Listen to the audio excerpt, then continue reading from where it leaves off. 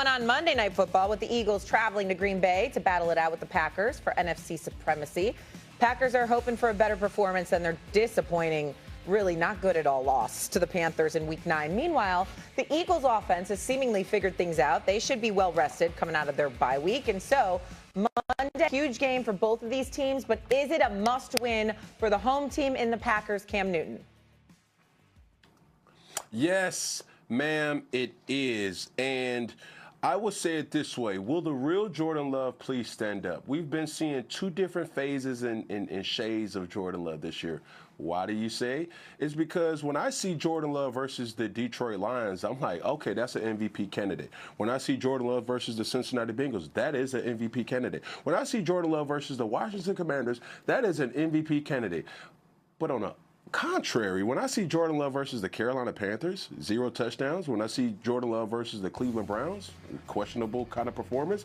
When I see Jordan Love really in the latter part of just shades of the Dallas Cowboys games, it's just like, what are we doing, right? So when I'm looking at the performances of who he is and how he plays, now it puts the onus of how deep of a playoff run can the Green Bay Packers really go. Now you start to say, versus certain teams, we're starting to see a different side, but that's not even really accurate. Now when you play against a team like Philadelphia, where everybody knows unanimously they are who we thought they were, and it may not be pretty, but they get the job done. What do you do versus a Tier 1 team like that? And I can't wait to see. Stephen A., what do you think? Must win for Green Bay? I think so. I'm going to tell you why. You know, it's still early enough. They're battling with the Lions. We get that part. I think Green Bay is a team that needs home field advantage come playoff time in order to make the kind of noise we surmise they will make. And obviously, if you lose this game, that goes a long way towards derailing those hopes because it positions Detroit to have supremacy within the NFC North and ultimately if it comes down to that. But let's look at Green Bay from a macro perspective dating back to last year. They were 0-6 against the top 3 teams in the NFC last year, the Lions, the Vikings, and the Eagles last year. They were 11-1 against everybody else. They were 0-2 against the Philadelphia Eagles. In those games, Jordan Love completed 55% of his passes, 2 touchdowns, 4 interceptions.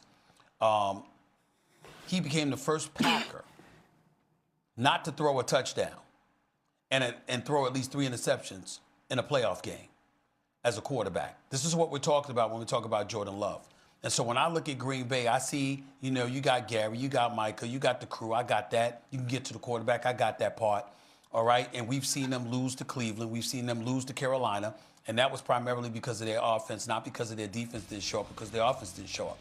It's going to come down to Jordan Love and that Packers offense. And I think Monday night against Philadelphia, it'll go a long way towards helping them if they win the game. If they lose the game, it's going to be the same old Packers in recent memory in most of our eyes.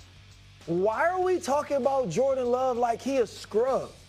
Like what are we asking? We got to just stop reading the stats and talk about how this man is playing.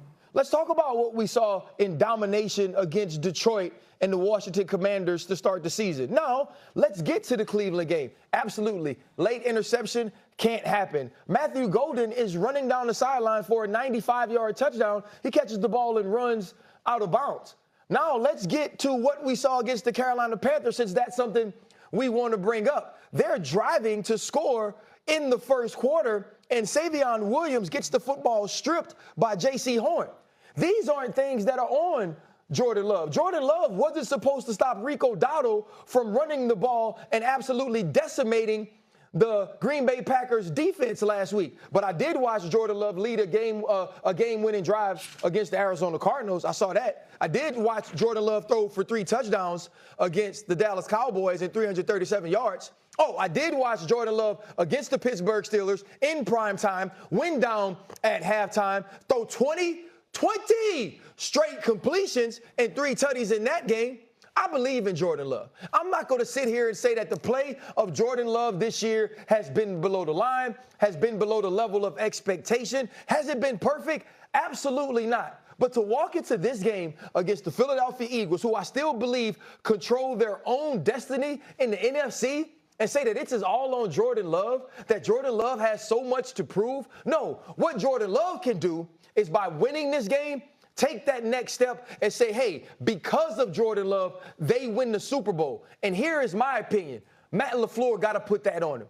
Matt LaFleur got to stop thinking that the run's going to lead this team. It's Jordan Love's time. He's proved that he's ready for it, and you got to put it on his shoulders. And Shay knows this because she's from the Midwest, and I know she agree with me. She ain't saying it, but she feel it in her heart. Go ahead, Stephen A. Go ahead, Shay. I'll let you go first. I'll piggyback off you, Shay. I'll get at RC in a second. Go ahead, Shay. All right. I was actually going to kind of agree with RC, not because of what he's done this season, Jordan Love, but because of what we've seen in years past. Jordan Love is the purest definition of a second-half quarterback that we have seen in the NFL. Since he took over in 2023, this dude has had the highest QBR the second half of the season of any other starting quarterback. Now is his time, which is why I do feel like this is kind of a must-win for him to shut people down that maybe don't believe that he has the same potential as some of these other quarterbacks. So I'll say. Now go ahead, Stephen. So RC is sitting up here on national television accusing us of not watching Jordan Love and accusing us of not recognizing the surreal talent that he is. I recall us acknowledging that.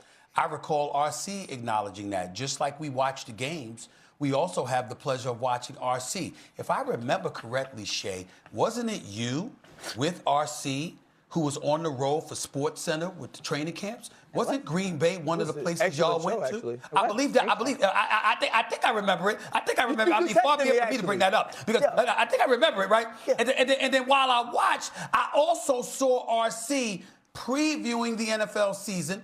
I saw RC dissecting the greatness of Jordan Love. I saw RC talking about what Green Bay was because of Jordan Love, and ultimately, in order for them to get to the next level, what Jordan Love had to be. Now, correct me if I'm wrong, because it's just the English language. But if you are articulating and verbalizing what somebody is, but what they need to be in order to get to another level, that implies that they ain't there yet.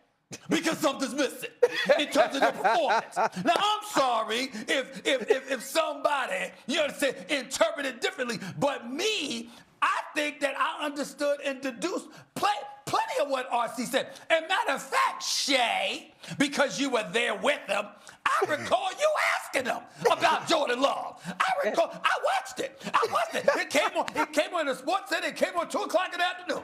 It was at 2 o'clock in the afternoon. And Shay, actually, it was at 12 because Sports Center had you there. And it was you that sat up there, Shay, and say, hey, we know they're a good team, and Jordan Love is really good. And you even brought up his second half numbers, and you talked about how great he was.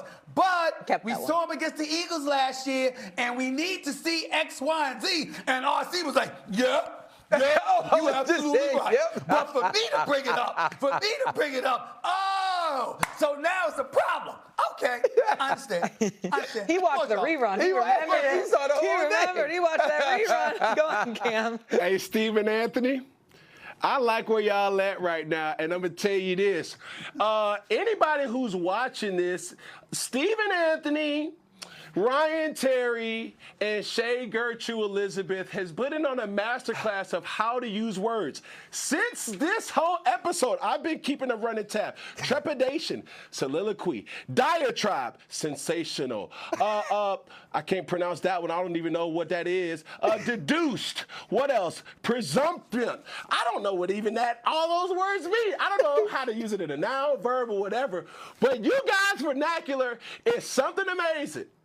And I'm just letting you know, hopefully, I can build up the character, the absolute gall, and just the motivation and just start to use these nouns and verbs in a way. I forgot to mention that RC, the way he came at us, he was a bit persnickety as well. You can look that up, too. You can look that up, too. I'm going to say Persnickety. You know what I'm saying? But it's all right. It's okay. It's all right. All I care, as long as Cam don't pull out my high school basketball film like he did Gilly, I'm all good. All right. We already pulled out your NFL stats. I think we're good on stats for the day. Coming up, the 49ers sit at 6-3. I'm going to go back to Stephen A. Despite Brock Purdy being sidelined with injury for much of the season, is there now a quarterback controversy brewing in the Bay Area?